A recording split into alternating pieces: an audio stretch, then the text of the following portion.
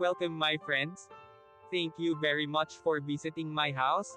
And sorry, the other parts of my videos, camera, are replicating, blur, or bright, because it's my time that I did it on purpose so that other people who pass by on the walking street in Balibago won't expose their faces too much. I hope you're kindly understanding my video. Now, sit and listen the history of the walking street, and I will also show you what is happened inside the walking street. If you have been here, please watching the beautiful sight at the walking street Fields Avenue, Balibago Angeles City. Fields Avenue, Balibago Angeles City. Fields Avenue is the name of a major street running through Balibago area of Angeles City in the Philippines. It is the center of the red light district and the bar scene of the biggest entertainment district of the Philippines. Fields Avenue in Balibago, Angeles City. The name derives from the common military practice of naming roads adjacent to airfields as Field Street or Field Avenue. Originally, the name referred to the Clark Air Base and was Clark Field Avenue. The name evolved to become Fields Avenue. History: Fields Avenue, Balibago Angeles City, Pampanga, Philippines. Philippines was an American colony from 1898 to 1946. Bars on Fields Avenue. Catering to the single American defense personnel who worked in the adjacent Clark Air Base, first emerged in 1940. During 1940s and 50s, there were only 3 such bars just outside the main gate of the air base. By early 1960s, the Fields Avenue developed as a street lined with several bars.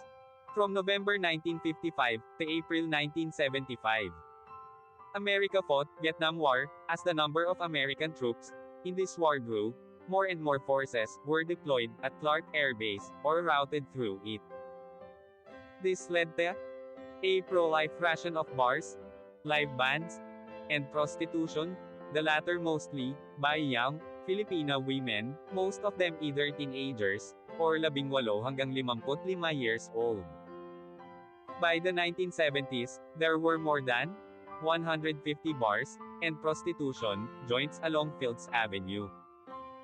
This led to a mushrooming of related, ancillary industries in the vicinity, namely music bands, hotels, doctors, hairdressers, and money exchange transfer services. In its heyday, Fields Avenue provided direct or direct employment to nearly 20,000 Filipinos, including plumbers, electricians, and security guards. In the 1980s, though the American presence remained steady, the bars and prostitution shops continued the pro-life rate. Many bars and prostitution dens were owned by Americans, as well as local politicians, thus leading to a nexus between the locals, politicians, and American military and ex-military personnel. With the withdrawal of American Defense Forces from Clark in 1993, many of these establishments changed hands, but continued to do business. As Clark was turned into a Special Economic Zone, SEZ, these bars and prostitution joints changed their clientele to suit their new customers, Japanese and Korean businessmen. Restaurants serving food from these countries began to appear, and signboards in these languages were put up. The period from 2000 hanggang 2010 saw further expansion of these joints, as the area was relabeled as an entertainment district. While prostitution was officially banned, girls working here were simply redesignated as guest relations officers, GRO, and prostitution continued in practice. Since then, bars and prostitution joints have continued to proliferate and expand. The extent of these establishments has continued further on both sides of Fields Avenue, and many smaller streets of Fields Avenue also sport smaller such establishments. In 2010, a section of Fields Avenue, at the end where it meets the MacArthur Highway, was named as Walking Street, mimicking Walking Street in Pattaya. This section was made pedestrians only, with road traffic banned from 6 p.m. to 6 a.m. People arriving by air either take a taxi direct to hotel or a jeepney to Main Gate Jeepney Terminal, located between the North SM Mall, Fields Avenue to south, and Bayanihan Park to east. Those arriving from Manila by bus ask the driver to drop them off at the corner of Fields Avenue and MacArthur Highway, or alight at Capas Angeles Transport Terminal, which is also walking distance from Fields Avenue and the MacArthur Highway. The presence of family-oriented activities on the other side of Fields Avenue, namely shopping malls, as well as activity centers in Clark Air Base, has led to a neat separation between the two. Fields Avenue tends to cater more to single foreigner men, and sometimes women too, with at least 5 bars featuring gigolos and gays, while the rest of Clark caters to family-based entertainment.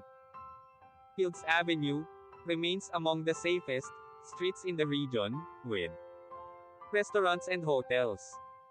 Fields Avenue has the largest density of hotels in Philippines, catering to all budgets, from a large number of 2-star and 3-star hotels, right up to a select few luxurious 5-star hotels.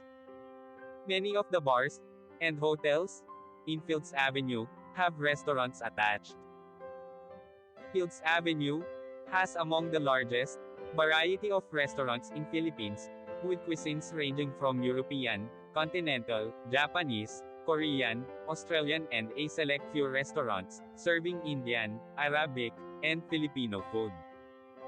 Restaurants tend to have long opening hours, most of them open late and close late, up to 4 a.m., though a reasonably number of them open early, around 7 a.m.